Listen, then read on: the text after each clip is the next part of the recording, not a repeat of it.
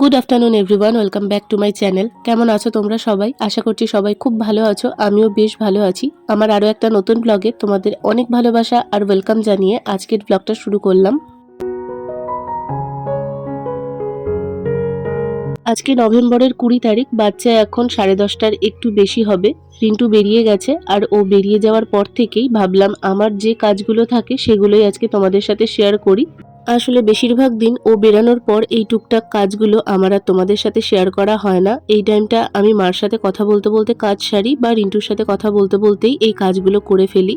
তবে আজকে মাও নেই আর ও আজকে ফোন করতে পারেনি, সেই জন্যই ভাবলাম তোমাদের সঙ্গে আজকের এই টুকটাক কাজগুলো আমি শেয়ার করি। ও বেরিয়ে যাওয়ার পর আমি প্রত্যেক দিন আগে ওর ভেজা গামছাটা বাইরে দিয়ে দিই, কারণ ও ওটা চেয়ারের ওপর রেখে দিয়েই চলে যায়।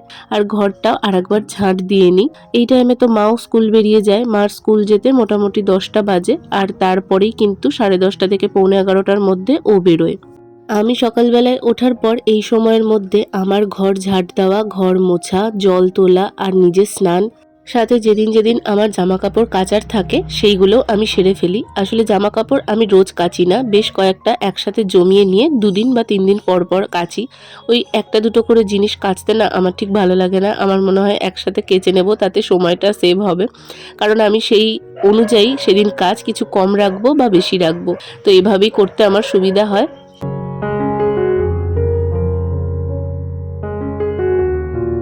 প্রতিটা সংসারেই একজন হাউসওয়াইফের সারাদিন ছোটোখাটো অনেক টুকটাক কাজ থাকে। আমি ভিডিওর মাধ্যমে সেই কাজগুলোর মধ্যে কিছুটা তোমাদের সাথে শেয়ার করার চেষ্টা করি। তবে 10 মিনিটের থেকে 12 মিনিটের একটা ব্লগে কিন্তু সবটা শেয়ার করা সম্ভব হয় না। আজকেই যেমন আমি একদম অন্যরকমভাবেই একটা ভিডিও তোমাদের সাথে শেয়ার করছি। রিন্টু বেরিয়ে যাওয়ার পর এ ঘরেও আমার টুকটাক বেশ কিছু কাজ থাকে, তবে আমার এ ঘরের ব্লগ সেভাবে করা হয় না। এই যেমন এই দিকের জানলা টানলাগুলো আমি সবটাই দিয়ে দিই, কারণ আমি এরপর ও ঘরেই বেশিরভাগ টাইমটা কাটাবো। ভয়েস তো আমি আগে এ ঘরটায় দিতাম গরমকালটায়, কারণ ফ্যান অফ করে ও ঘরে ভয়েস দিতে একটু অসুবিধে হয়। তবে এখন শীতকালটায় সেই অসুবিধে আর নেই, সেই জন্য ও ঘরটাতেই আমার বেশিরভাগ সময় কাটে। তাই এদিকে জানলা দরজা সব কিছু দিয়ে দিই।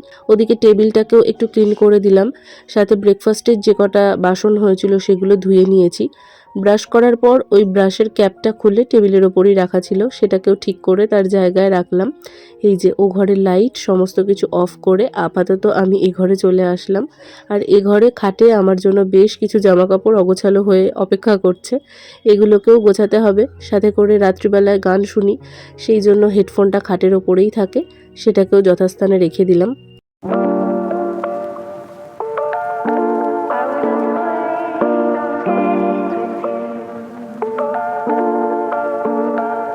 পূজা দিদিভাই আমাকে কমেন্ট করেছে, আমি তোমার ব্লগ অনেক দিন ধরে দেখছি, সাবস্ক্রাইব করাই আছে, লাইকও দিই, কিন্তু কমেন্ট করি না। আজকে করতেই হলো, কারণ আমি অনেক ইন্সপায়ার্ড হয়েছি তোমার ব্লগের জামা কাপড় গোছানো আর বিছানা গোছানো দেখে।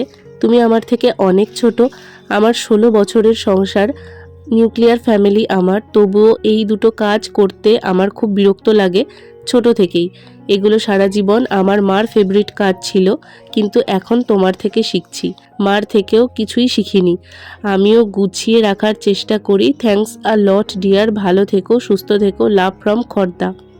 তোমার কমেন্টটা পড়ে আমি কতটা খুশি হয়েছি সেটা আমি তোমাকে বলে বোঝাতে পারবো না। প্রথমত এতটা সময় নিয়ে এত সুন্দর করে এত বড় একটা কমেন্ট করেছো তুমি, সেটা দেখেই আমার ভীষণ ভালো লেগেছে। তারপর যখন কমেন্টটা পড়লাম, তোমার প্রতিটা কথা আমার একদম মন ছুঁয়ে গেছে। আমার ঘর গোছাতে বিয়ের আগে থাকতেই ভালো লাগতো। টুকটাক জামা কাপড় গোছানো, ঘর গোছানো, এগুলো আমি বিয়ের আগে থাকতেই করতাম। বিয়ের আগে জামা কাপড় গোছানো, ঘর গোছানো, এগুলোর দায়িত্ব আমার ওপরেই ছিল। এখনও দেখবে আমি ও বাড়ি গেলে মার আলমারি, সাজের জিনিস এগুলো গুছিয়ে দিয়ে আসি। এগুলো আমার বেশ ভালোই লাগে করতে। তবে তুমি আমার থেকে শিখছো এটা জানার পর আমার সত্যি খুব ভালো লাগলো। এর আগে অনেকেই আমাকে এমনটা ফিল করিয়েছে আমি গুড ফর নাথিং, তবে তোমরা যখন আমাকে এত ভালো ভালো কমেন্ট করো, সত্যি ভীষণ স্পেশাল আর ব্লেসড বলে মনে হয় নিজেকে। বাইরে আজকে বেশ ভালো রোদ উঠেছে, গরম লাগছে আজকে। এই ওয়েদারটাই তো খারাপ, দিনের বেলায় গরম, রাত্রিবেলায় ঠান্ডা লাগছে। কালকে তাও দিনের বেলা ফ্যান অফ করেই রাখা যাচ্ছিল, আজকে বেশ গরম লাগছে। দুদিন আগে আমার ফেসবুকে একটা ফ্রেন্ড রিকোয়েস্ট আসে, সেটা আমি অ্যাকসেপ্টও করি কারণ মিউচুয়াল ফ্রেন্ডে আমার একটা স্কুল ফ্রেন্ড ছিল। তো সেটা অ্যাকসেপ্ট করার পর ওই অ্যাকাউন্টটা থেকে আমাকে মেসেজ করা হয়, হাই হ্যালো নর্মাল যেরকম আমরা মেসেজ করি। তো তার সঙ্গে কথা বলে আমি জানতে পারি সে আমার স্কুল ফ্রেন্ড তানিয়ার দিদি, ইন্দ্রাণীদি। আমাকে বলে যে আমি তানিয়ার বয়সী যেহেতু আমায় তুই করে বলবে। আমার এই কথাটা শুনে বেশ ভালো লাগে। কেউ যখন তুই করে বলে অনেকটা নিজের নিজের মনে হয়। এরপর টুকটাক কথা প্রসঙ্গে জানতে পারি ইন্দ্রাণীদি আমার ব্লগ দেখে, আর আমার আলু ভাজা খাওয়া দেখে দিদিও এখন আলু পেঁয়াজ ভাজা খেতে ভীষণ পছন্দ করে। সত্যি কথা বলতে কথাটা শুনে আমি হাসবো নাকি লজ্জা পাবো ভেবে পাচ্ছি না। আমার ছোট থেকে আলু পেঁয়াজ ভাজা, আলু ফুলকপি ভাজা, এক কথায় ভাজাভুজি জিনিসটাই বেশ ভালো লাগে। আর এই বাড়িতে আসার পরেও মা, রিন্টু ওরাও দেখি আলু ভাজাটা বেশ পছন্দ করে। মা তো বলে আমি আলু ভাজাটা বেশ ভালো করি। তো সেই জন্য প্রায় আমাদের এটা খাওয়া হয়ে যায়। Good afternoon everyone. বাচ্চা এখন 2:05। প্রতিটা দিন আমি এই টাইমটাতে এসে তোমাদের সাথে একটু কথা বলার টাইম পাই। তার আগে অবধি তো আমার একদম মানে ছুটছুট দৌড় লাগে, কারণ সকালবেলা থেকে তো যা যা কাজ থাকে সেগুলো সারি। তারপরে ভয়েস ওভার করছিলাম। কালকে রিন্টুর ছুটি থাকবে, তো কালকে আমি ভয়েস দিতে পারবো না। কালকের ব্লগটা রেডি করলাম। কালকে যেহেতু ভয়েস দিতে পারবো না, একটু ব্যস্ততা থাকে ওর ছুটির দিনটা, আর তখন না ইচ্ছে করে না, মনে হয় একটু সময় কাটাই একসাথে। তো সেই জন্য শুক্রবারের ভিডিওটাও রেডি করে রাখলাম। এবার এক্ষেত্রে একটা প্লাস পয়েন্ট হচ্ছে ভিডিওগুলো হাতে করা ছিল, সেই জন্যই পেরেছি করতে, না হলে তো পারতাম না।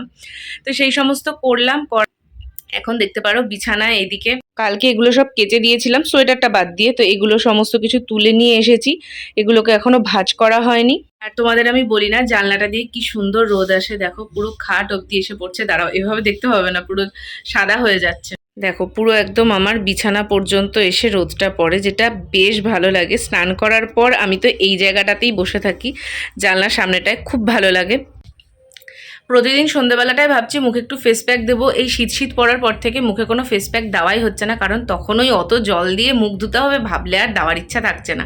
তো ভাবছি এখন একটু ফেস প্যাক লাগাবো। 2:10 যেহেতু, মা তো এখনও আসার সময় কিছুটা বাদ আছে, তো একটু ফেস প্যাক লাগিয়ে নিই। ততক্ষণ মা আসার পর ধুয়ে নেবো। মামি এসেছিলো, মানে রিন্টুর মামি, আমার মামি শাশুড়ি হচ্ছে।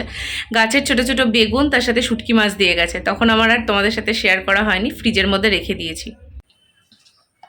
আমার কাছে বেশ অনেক কটা ফেস প্যাক আছে। এখানে একটা বিটরুট ফেস প্যাক আছে, এখানে আছে সেন্ট বোটানিকার ক্লে মাস্ক আছে একটা, এনক্যাফিনের একটা ফেস মাস্ক আছে, আরও আছে হচ্ছে জয়ের একটা আছে, ওয়াওয়ের একটা আছে, তার সাথে আর একটা কিছু ছিল, মাদার স্পার্শের একটা আছে, সেটা না আমি এই মুহূর্তে খুঁজে পাচ্ছি না। মেবি এটা না, এটা বডি স্ক্রাব মাদার স্পার্শের। আর একটা ছিল মাদার স্পার্শের আমার ফেস প্যাক, কিন্তু সেটা না আমি এই মুহূর্তে দেখতে পাচ্ছি না। মাদার স্পার্শের অ্যাকচুয়ালি দুটো ছিল, কোথায় রেখেছি কে জানে। যা থাকার তা তো এখানেই থাকে, তবে দেখতে হবে একটু সরিয়ে নড়িয়ে। হ্যাঁ, পেয়েছি। তো ভাবছি মাদার স্পার্শেরটাই দিই।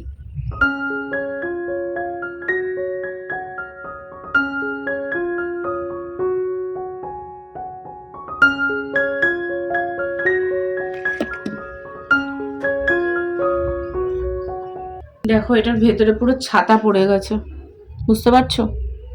পুরো ধরে ফেলে দিতে হবে। কেমন গায়ে লাগে ভাবো, এক্সপায়ারও হয়নি জিনিসটা।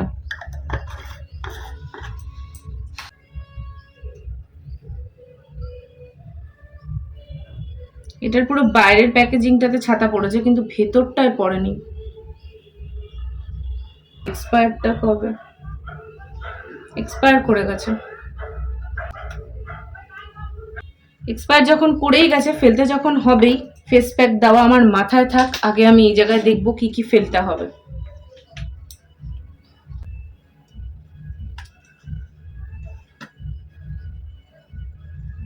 এটা ঠিক আছে। আমার বেশিরভাগ যা যা জিনিসপত্র আছে সেগুলো আমি ইউজ করে নেওয়ারই চেষ্টা করি, এভাবে কোনোটাই আমার ফেলা যায় না। খুব রেয়ার, মানে মেকআপ আইটেমস দেখবে অনেক সময় শেষ হয় না, সেগুলো ফেলা গেছে। তবে মুখে মাখার ক্রিম বলো, যা যা এই টাইপ জিনিস হয়, সেগুলো সাধারণত আমি মেখে ইউজ করে শেষ করে দিয়েছি। তবে এই যে এটা দেখলাম ফেলা গেছে, দেখতেও না বড্ড বাজে লাগে, মানে এইগুলো ভীষণ কস্টলি প্রোডাক্ট। যাক, কিছু করার নেই। চলো এই জায়গাটা একটু গুছিয়ে দিলাম, এবার মুখে ফেস প্যাকটা দেওয়া যাক। Our hearts beat to the city streets. We began to feel the fire. We rise like tall buildings. গলাতে আজকে আর দেবো না, কারণ গলা দিতে গেলে একবার স্নান করেছি, আর একবার আবার ওই গলা টলা ধোয়া শীতের মধ্যে আমার পক্ষে সম্ভব না। এটা আমার উচিত ছিল স্নান করার আগেই অ্যাপ্লাই করে নেওয়া, বাট ঠিক আছে, মুখে পুরোপুরি অ্যাপ্লাই করে নিয়েছি। এটার মধ্যে না বেশ অনেক রকম অয়েল আছে, আর এটা ডাল আনইভেন স্কিনের জন্য। যদি তোমরা চাও এটার উপর ডিটেল রিভিউ, আমাকে অবশ্যই একটা কমেন্ট করো, আমি মিনি ব্লগে শেয়ার করে দেবো। তখন তোমাদের বললাম যে মামি শাশুড়ি এসে দিয়ে গেছে শুটকি মাছ, সেগুলোকে এখন আমি ফ্রিজের মধ্যে রেখে দিয়েছিলাম। তো মা স্কুল থেকে এসে সেটাকে আবার এই কৌটোর মধ্যে রেখেছে। আর এখন তোমাদের সাথে কথা বলতে বলতে আমি লাঞ্চটা সেরে ফেলবো। লাঞ্চের মেনু দেখিয়ে দিলাম। ব্রেকফাস্ট করতে আমি ভুলে গেছি, সেই জন্য রুটিটা এখনই খেয়ে নেব। সয়াবিনের তরকারি ছিল, গতকাল ডিমের কারি হয়েছিল, সেটাও কিছুটা আছে। সব দিয়ে এখন আমি লাঞ্চটা করব। অনেকটা বেলাই হয়ে গেছে, কারণ মা স্কুল থেকে আসতে একটু লেট হয়েছে। তারপরেই বসেছি লাঞ্চ করতে। ঠান্ডা লাগার জন্য গলার ভয়েস আমার ফুল চেঞ্জ হয়ে গেছে। আজকে সারাটা ব্লগ তোমাদের এরকম নাকে নাকে শুনতে হয়েছে। যারা সেটা সহ্য করে এতটা অবধি ব্লগটা দেখেছো, তাদের অনেক ধন্যবাদ আমার ভিডিওটা দেখার জন্য। আজকের ব্লগটা তাহলে এখানেই এন্ড করছি। যদি প্রথমবার হয়ে থাকো আমার চ্যানেলে, আমার ব্লগ যদি তোমাদের একটুও ভালো লেগে থাকে, সাবস্ক্রাইব করে পাশে থেকো। লাইক কমেন্ট করতে ভুলো না। দেখা হবে নেক্সট ভিডিওতে। আজ তবে আসি, টাটা।